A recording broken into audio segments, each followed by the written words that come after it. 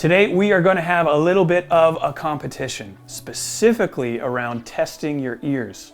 Can you tell between 3 amps which one is cheap, middle of the road, and expensive?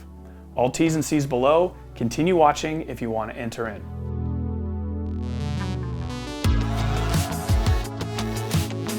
Us as musicians tend to suffer from something called perceived value. Let's be honest, it's not just musicians, it's everybody. If something is more expensive, it must be better. Today we're going to put that to the test, and we're going to go through 3 different amplifiers, or amps.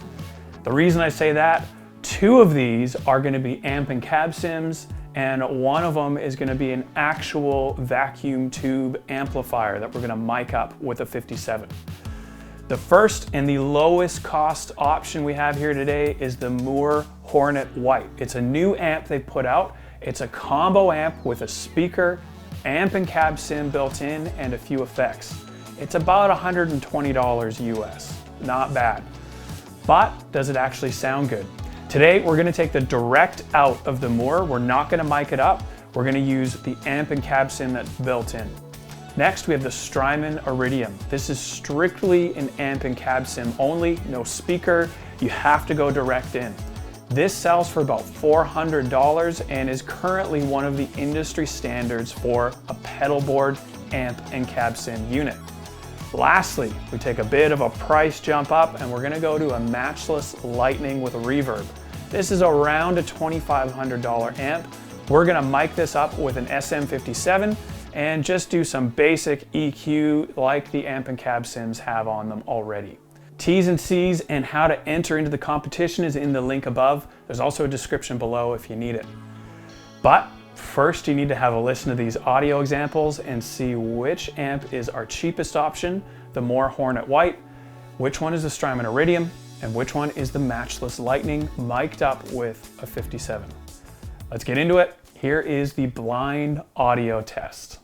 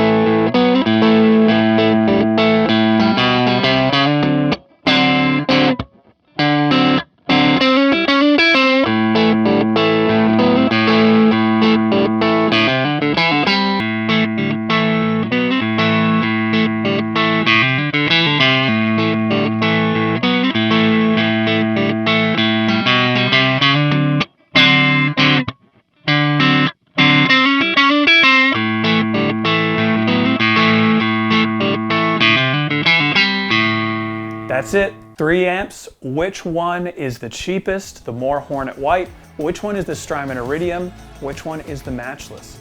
Also, which one do you think sounds best? Is it really the expensive amp?